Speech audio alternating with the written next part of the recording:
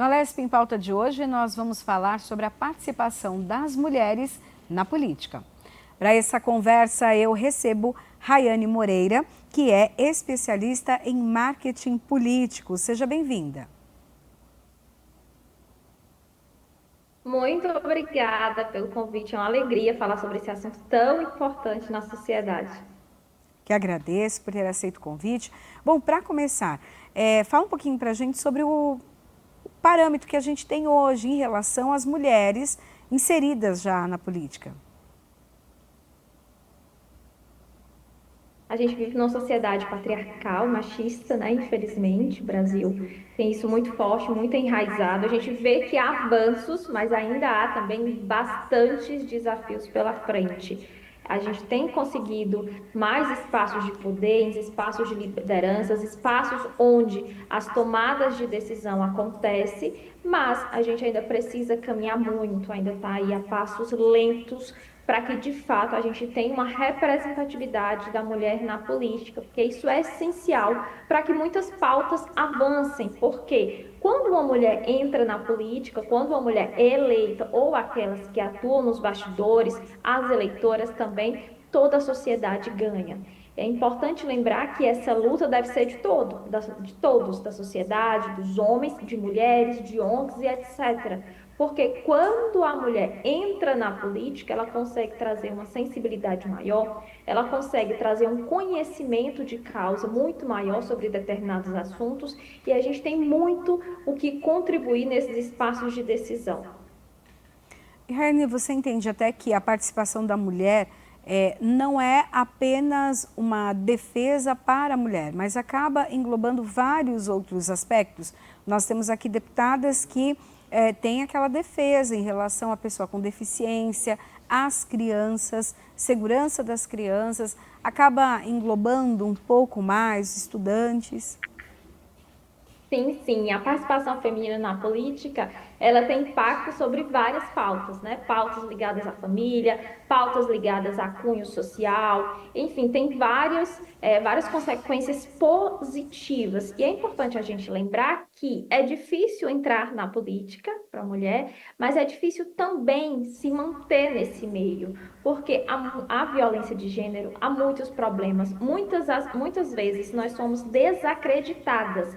O nosso papel precisa ser provado várias e várias vezes para que a nossa voz consiga ser ouvida, para que nós tenhamos protagonismo. Então, é difícil entrar e é também difícil permanecer. Então, quando uma mulher se coloca nessa posição de colocar o seu nome ali em um pleito eleitoral, de concorrer a um cargo, é importante que ela tenha incentivo, apoio, inclusive de outras mulheres, porque o machismo ele também se perpetua entre as mulheres. Então tem muita mulher que não vota em mulher, alegando aí várias justificativas e etc, sem conhecer, por exemplo, o projeto político que aquela candidata está representando. Então é importante entrar, apoiar e que a gente tenha iniciativas para manter essas mulheres no poder, nesses espaços de decisão.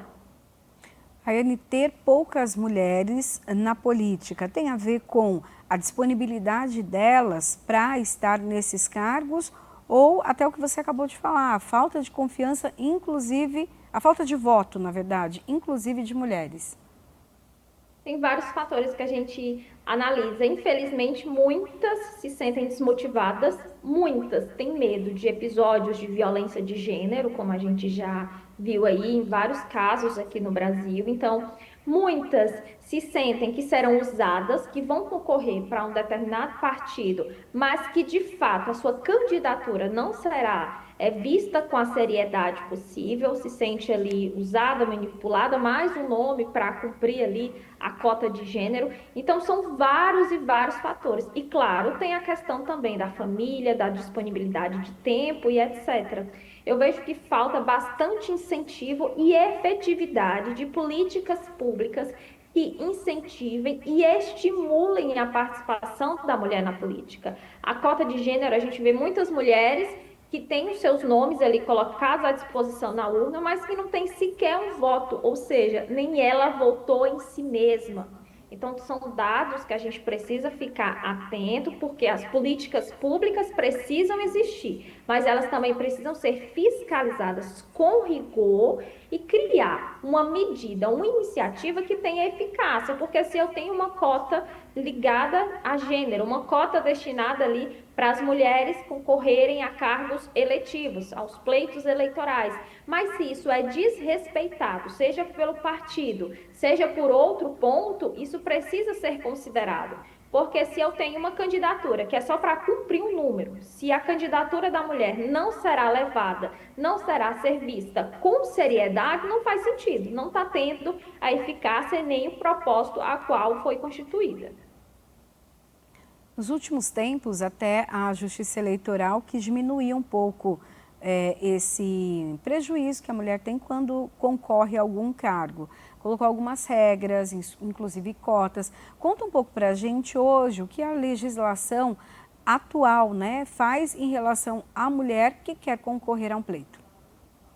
Olha, a gente tem essas cotas e a gente vê que já há alguns partidos, tá? Isso é individual de cada sigla, alguns partidos que têm esse olhar diferente para as mulheres, principalmente na formação política delas e na formação, por exemplo, de uma campanha eleitoral.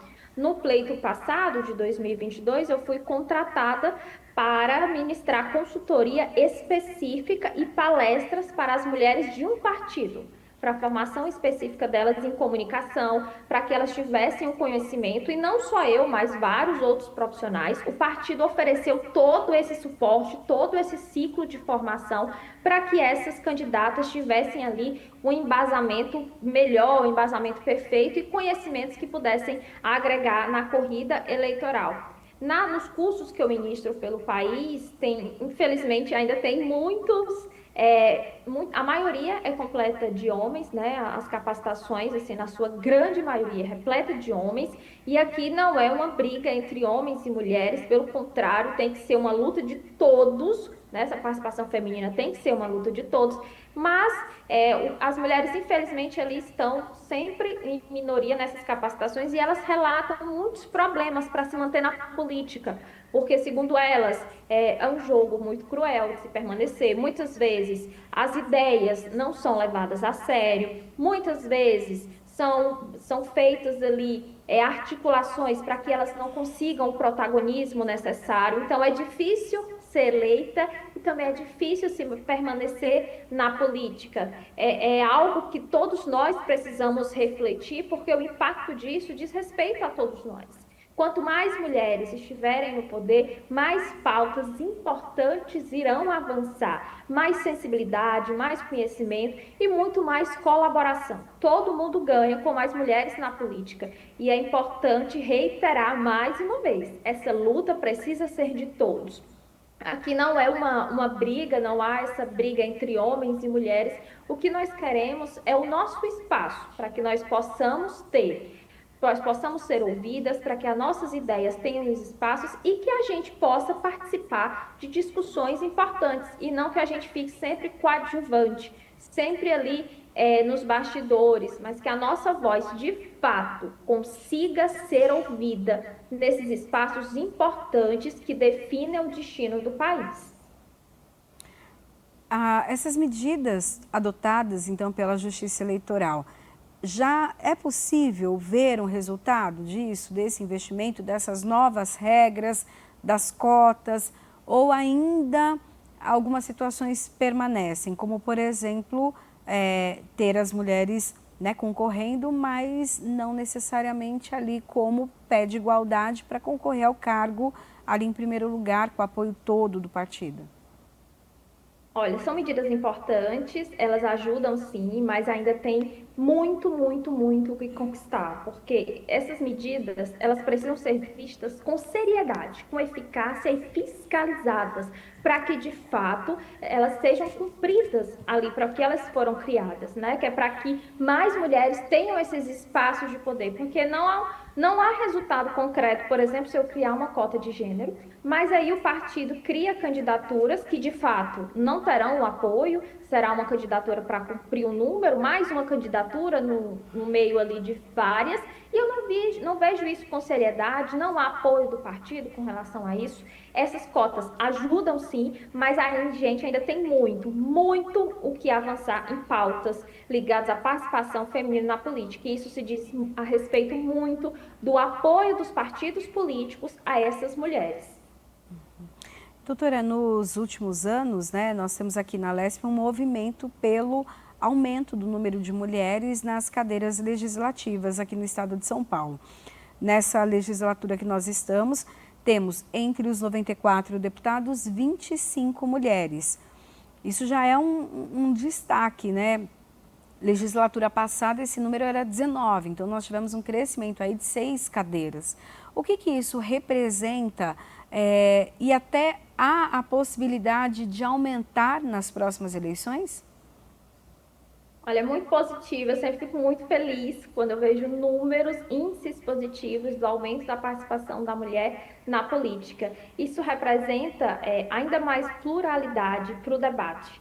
Isso representa ainda mais força, isso representa ainda mais colaboração dessas mulheres nessas pautas importantes que são discutidas em um ambiente político como a Assembleia e outros órgãos públicos. Isso representa que a sociedade tem discutido essa pauta, precisa avançar ainda mais e que as nossas mulheres estão criando ainda mais coragem de colocar o seu nome à disposição, mesmo com todas as adversidades que elas vivem ali no dia a dia, mesmo com todos os problemas que são enfrentados, elas resistem em um ato de coragem, um ato de ousadia, elas colocam seu nome à disposição, colocam para representar ali um partido político. Hoje a gente vê mulheres aí em cargos de poder, em cargos do executivo, em cargos do legislativo, presidindo institutos importantes no país, mas a gente ainda precisa avançar, a gente precisa ir além. Nós já deveríamos estar muito longe com essa pauta.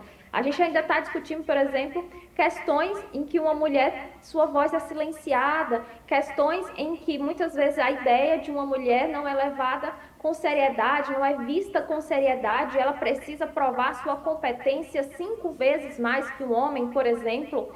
Então, a gente precisa entender que nós estamos avançando, felizmente, mas que nós poderíamos estar ainda mais longe e que a gente precisa seguir debatendo esse tema em todos os espaços de poder, no executivo, no legislativo, em outras ONGs, em outros pontos de debate da nossa sociedade. A perspectiva é que essas mulheres, né, criem cada vez mais coragem, que elas se inspirem em outras mulheres, em outras que estão fazendo a diferença e acreditem que é possível, porque quando a gente vê uma mulher chegar lá, a gente acredita que é possível também, a gente passa a ter uma inspiração, a gente passa a ter uma percepção positiva sobre aquilo. Então, quanto mais mulheres no poder, as outras também estão, além disso, mais representadas, mas também mais encorajadas para colocar o seu nome à disposição e que os partidos enxerguem isso com a seriedade que é preciso.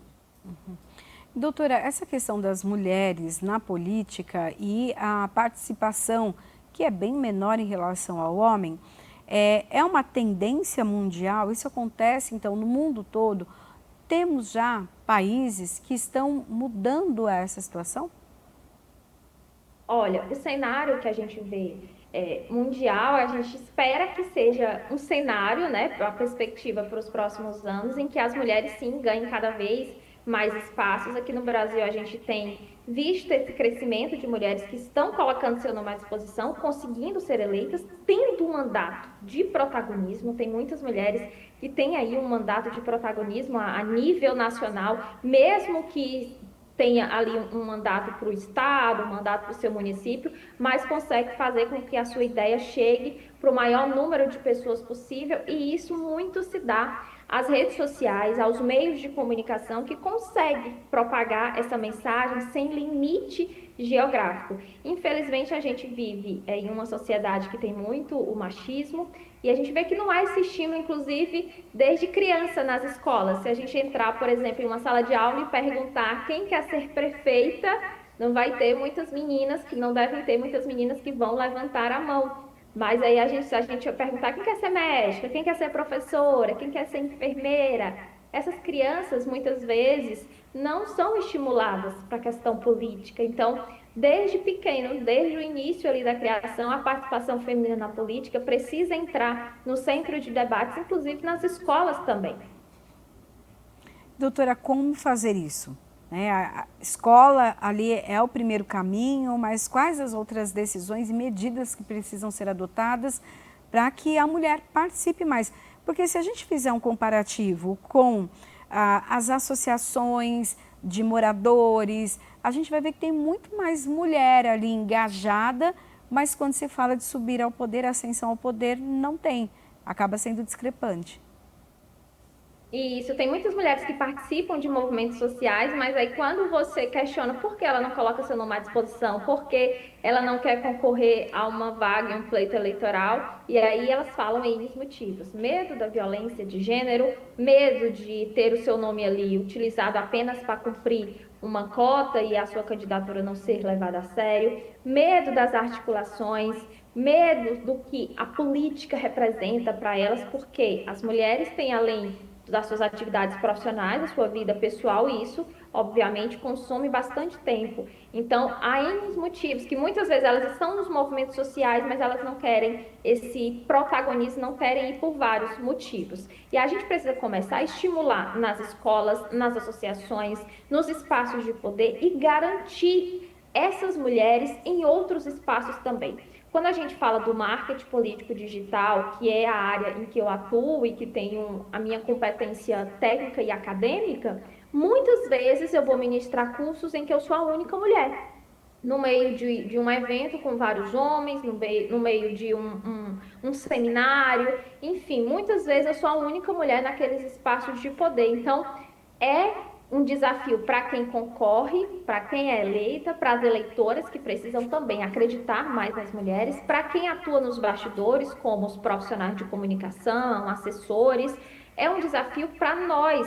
A gente precisa que a nossa voz seja ouvida e isso parte da conscientização nas escolas, em espaços como associações, como os órgãos públicos, como eventos que possam discutir e ter políticas públicas eficazes, porque não há nada sólido. Quando eu crio uma política pública, ela é implementada, mas não é implementada da forma correta e nem é fiscalizada.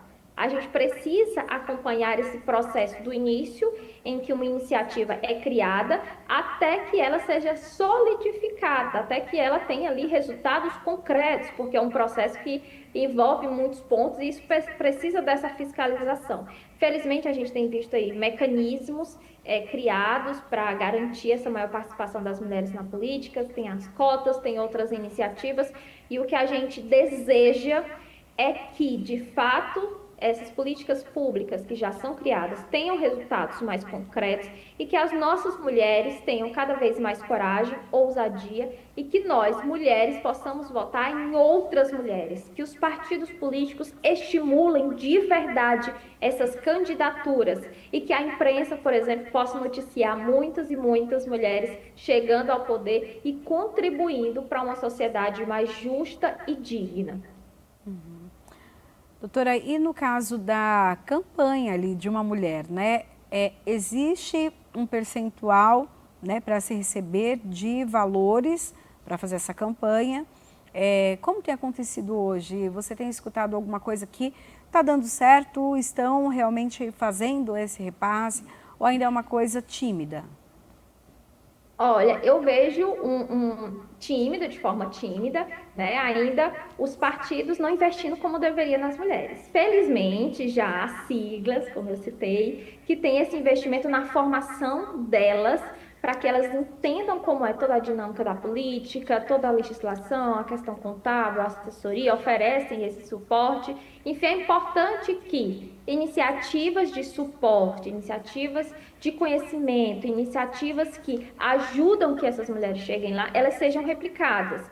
Como eu falei, a gente teve um evento na eleição anterior em que nós fomos contratados para ministrar palestras e depois consultorias de comunicação para essas mulheres, especificamente para as mulheres. Foi o segmento de mulheres de determinado partido que nos contrataram para isso.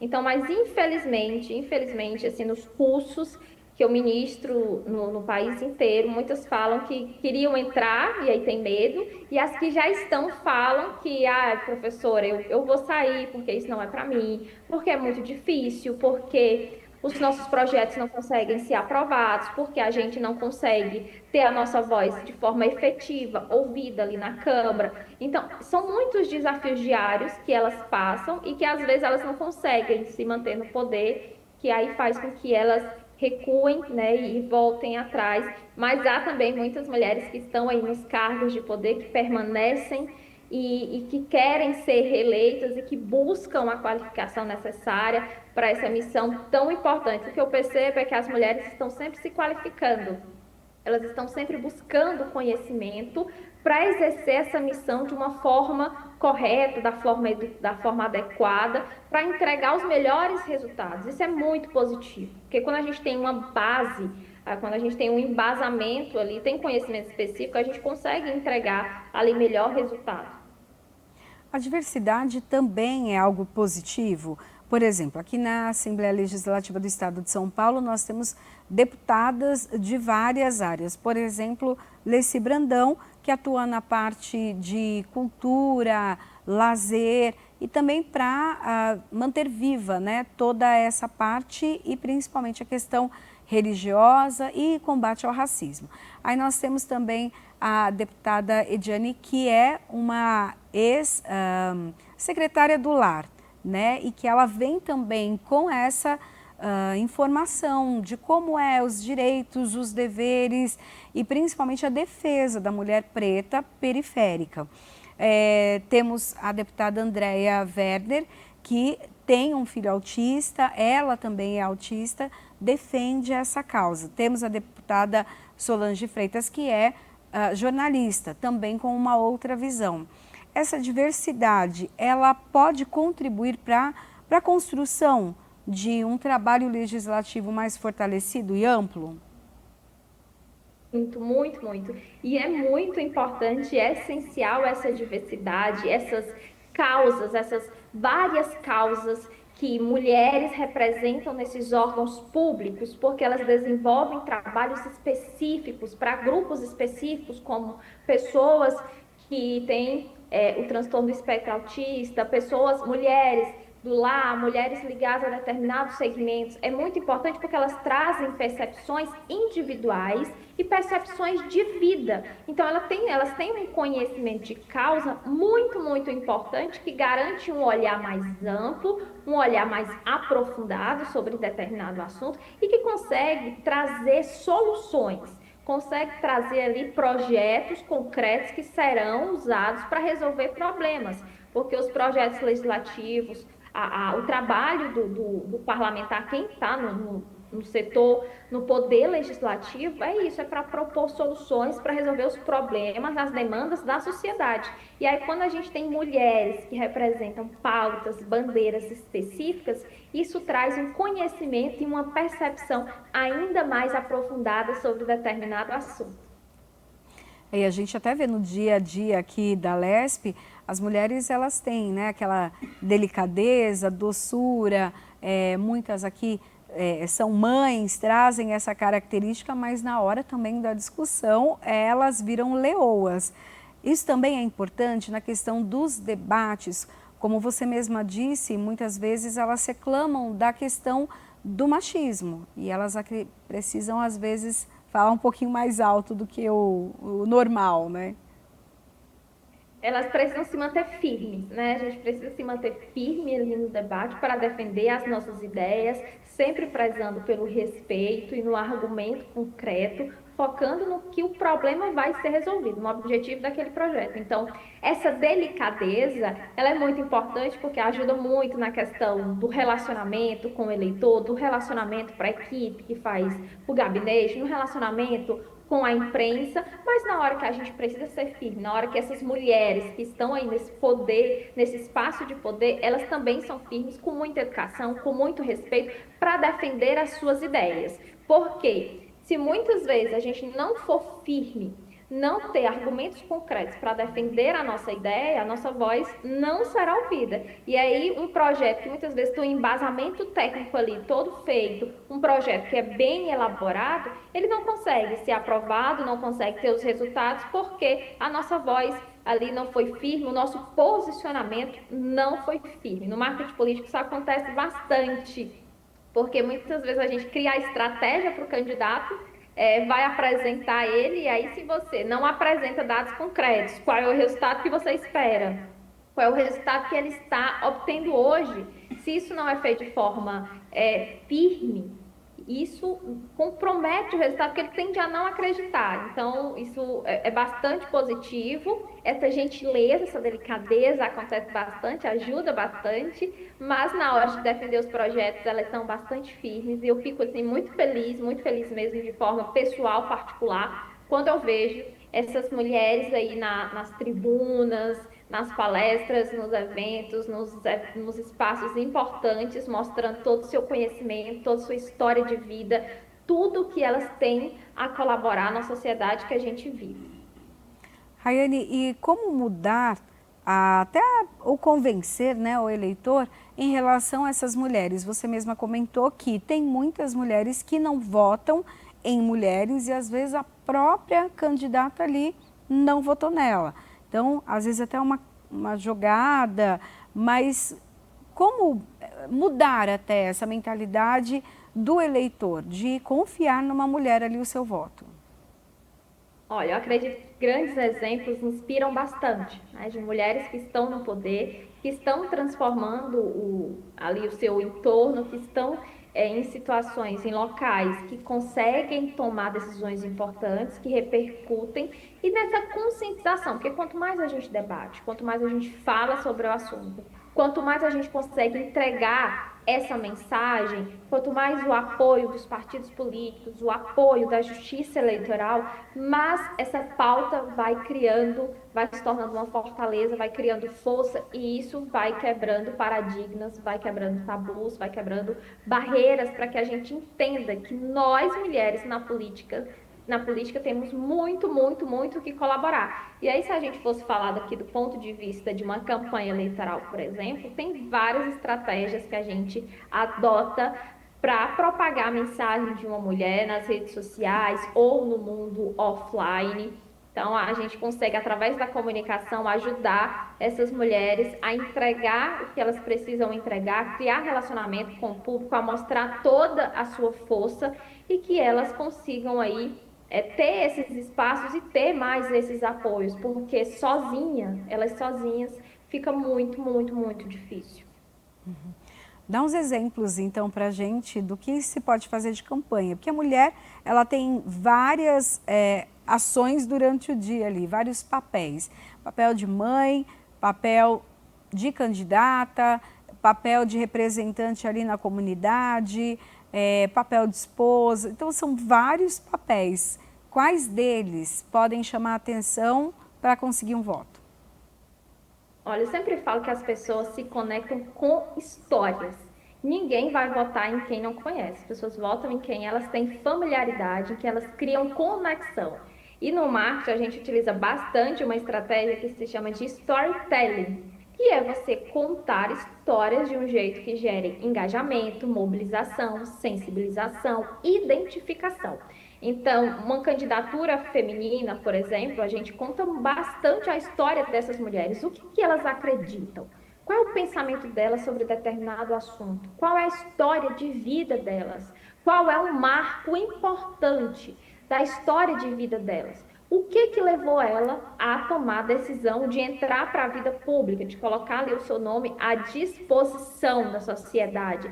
Então, através dessa estratégia de storytelling, que aí ela é executada em vários formatos de conteúdo, em vídeo, em texto, em foto, em depoimento, em criativos para as redes sociais. A gente utiliza bastante para homens e para mulheres, claro, mas com mulheres a gente consegue colocar uma sensibilidade maior, um olhar maior, um olhar diferenciado com vários recursos de comunicação. Então, o storytelling seria uma das estratégias para que essas mulheres conseguissem chegar até o eleitor. E hoje elas podem e devem utilizar as redes sociais como ferramentas de comunicação, como ferramentas para propagar a sua mensagem. As pesquisas já mostram que o eleitor tem decidido o seu voto de acordo com o conteúdo que consome nas mídias digitais. Então, é importante que essas mulheres também estejam lá, mas estejam lá de uma forma estratégica. Não há resultado se você criar um perfil por criar. Você precisa criar um perfil para ter propósito, para propagar suas mensagens, para você entender quais são os formatos de conteúdo que mais têm resultado na rede social, para você ouvir, fazer uma escuta social, ouvir o que o seu público está dizendo e produzir conteúdo de valor. O que é esse conteúdo de valor? Conteúdo que mostre quem você é, como você pensa e que consiga se conectar com o eleitor. Você precisa criar conexão com o seu público. E aí você pode mostrar pontos positivos da sua vida, pontos importantes, pontos da sua história, que você é, além de candidata a um determinado cargo, você é mãe, você é empreendedora, você é mulher, que tem as suas agendas, suas características, enfim, o que você pensa sobre determinado assunto. Então, se você é mulher, se você tem vontade de se candidatar, se você já é pré-candidata, utilize as redes sociais de uma forma correta, utilize as redes sociais para você propagar sua mensagem e conseguir chegar até o seu público. Era exatamente essa a minha próxima pergunta, né? O que uma mulher que está aí indecisa ainda se vai concorrer, esse ano nós temos eleições municipais, então tanto prefeitura quanto para a Câmara dos Vereadores, e está pensando, vou, não vou, é uma boa proposta, não é? O que essa mulher precisa entender como motivação para ela encarar essa jornada aí de campanha que não é fácil? É uma jornada desafiadora. O primeiro ponto é entender que a vida vai ser diferente, a rotina será diferente, porque uma campanha eleitoral requer muita dedicação, muita abdicação de tempo, muitos pontos que você fazia antes, muitas agendas, você não vai conseguir fazer dentro de uma campanha eleitoral, porque é um ritmo bastante intenso, bastante acelerado. Então, para uma mulher que deseja, que está em dúvida, que pensa, o primeiro ponto é você entender qual é o seu propósito. Por que você quer se candidatar? É porque alguém quer ou é porque você quer? É porque você quer defender determinado grupo ou porque você simplesmente está sendo ali influenciada por alguém, mas isso não faz parte de algo que você deseja? Porque se você faz algo, ainda mais algo dessa natureza tão relevante para agradar alguém, os resultados não serão tão positivos, você não vai ficar feliz e nem vai ter a eficácia que você precisa. Então, o primeiro ponto é pensar se é o seu propósito ou se é o objetivo de alguém. O segundo ponto é você se capacitar, tá? E aí, quando eu falo que se capacitar, não, se você não tem recursos ou se você fala, eu queria estudar de um meio que fosse gratuito, hoje há vários cursos gratuitos na internet, eu ministro cursos gratuitos pelo ILP, então tem várias ferramentas para você se capacitar, para você entender o que é, como é que funciona. Quantos votos você precisa para ser eleita? Como funciona uma Câmara Municipal? O que faz um vereador, por exemplo? O que compete ao trabalho do Poder Executivo? Porque assim você vai ter um conhecimento, um embasamento muito maior para tomar essa decisão. Depois você começa a fazer o seu planejamento de campanha. O que envolve esse planejamento? Os recursos que serão utilizados, a equipe que você vai precisar, porque por mais que a sua campanha seja pequena, que a sua equipe precise ser pequena, mas você vai precisar de alguns profissionais para te auxiliar nessa jornada. Outro ponto é você estruturar os seus canais de comunicação, principalmente as redes sociais. Pense quais são as redes sociais que o seu público está. Você precisa estar na rede social que o seu público está, tá? Não é para criar perfil em toda a rede social só por criar. Precisa ter estratégia. Você precisa se conectar de um jeito que a população consiga entender. E aí você adota uma linguagem simples, clara, eficaz. Outro ponto importante é você criar reputação. Esse momento de pré-campanha não é para a pessoa ficar dizendo eu sou pré-candidata, eu sou pré-candidata. É para você criar reputação, contar a sua história, dizer o que você acredita, quais são os seus sonhos, o que que você acredita que pode contribuir com esse seu projeto político. Obviamente que tem muito mais, né? Uma campanha política ela é formada por vários e vários e vários pontos, mas o principal é você entender o seu propósito, o que você vai defender, se no caso você vai concorrer a um cargo no legislativo, a um cargo na Câmara de Vereadores, e depois você definir os seus canais de comunicação, além de entender como é que pensa o seu eleitor, o comportamento, e se capacitar. Como eu falei, tem muitos cursos gratuitos na internet que você pode fazer sem custo algum. O Rayane, é até importante saber como funciona tanto, né, o poder legislativo, o judiciário, o executivo. Claro que acaba se concorrendo ao executivo e legislativo, mas são coisas diferentes, atuações diferentes. Há uma grande diferença, por exemplo, na atuação de uma Câmara de Vereadores para a Assembleia Legislativa, por exemplo. Até muitos deputados que vieram, né, das câmaras como vereadores comentam isso com a gente. É muito diferente. A atuação do Legislativo Paulista, por exemplo, é bem diferente quando se trata ali do municipal, no aspecto municipal. Isso também é importante para a pessoa não se frustrar, né? Exatamente, porque quando ela tem esse conhecimento, ela consegue entender que, por exemplo, eu me identifico mais com o executivo, eu me identifico mais com o legislativo municipal. E aí eu consigo ter uma candidatura muito alinhada com os meus valores, para depois eu não fazer um projeto político, fazer uma campanha eleitoral, que é algo que demanda tempo, demanda recursos financeiros, demanda equilíbrio emocional, e no final você se frustrar porque não era algo que você queria, não era algo que você desejava. Então, é muito importante você ter esse conhecimento e é bem diferente realmente do legislativo municipal para o legislativo estadual. O ramo de atuação é diferente ali, a região de atuação é diferente, os tipos de pautas, as dinâmicas dos órgãos são diferentes. Então, precisa ter esse conhecimento para você entender o que se encaixa melhor para você. E aí, essa decisão quem precisa tomar é você. Não é o partido, não é o líder político, não é o seu apoiador, não é o presidente da associação. É uma decisão que cabe a você, obviamente, você pode ouvir pessoas importantes ali da sua rede de apoio, mas é algo que precisa ser pensado e refletido por você. Eu tenho um perfil maior para a vereança, para a Câmara de Vereadores? Ou não, eu tenho um perfil ali para o executivo, eu me encaixo melhor nesse tipo de atuação. Assim vai ficar mais claro e você vai ter um projeto político muito alinhado com o que você quer para a sua vida. Rayane, depois que a pessoa foi eleita, está no cargo, não acaba, né? O serviço ali até de comunicação, de passar as informações, de prestação de contas, mas de uma certa maneira também é um período de pensar e produzir material para a campanha seguinte. Fala um pouquinho para a gente, como devem ser então os 4 anos que a pessoa fica ali no cargo? Olha, a gente que trabalha no marketing sempre fala que uma campanha começa quando a outra termina. Terminou uma campanha, por exemplo, dia 5 de outubro, no dia 6 a gente já está em pré-campanha para a próxima. E assim deve ser também o pensamento de quem é eleito, quem tem mandato. É importante a gente frisar aqui que a comunicação pública é um dos princípios da administração pública. Existe a publicidade institucional, existe a lei de acesso à informação.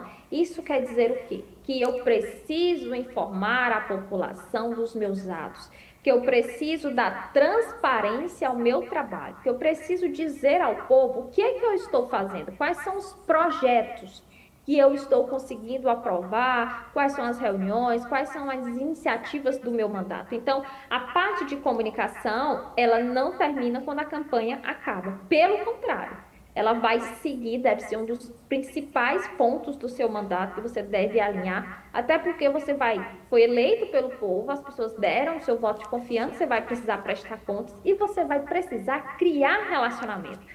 Porque na época da campanha você foi lá, pediu o voto, a população confiou e aí você foi eleito.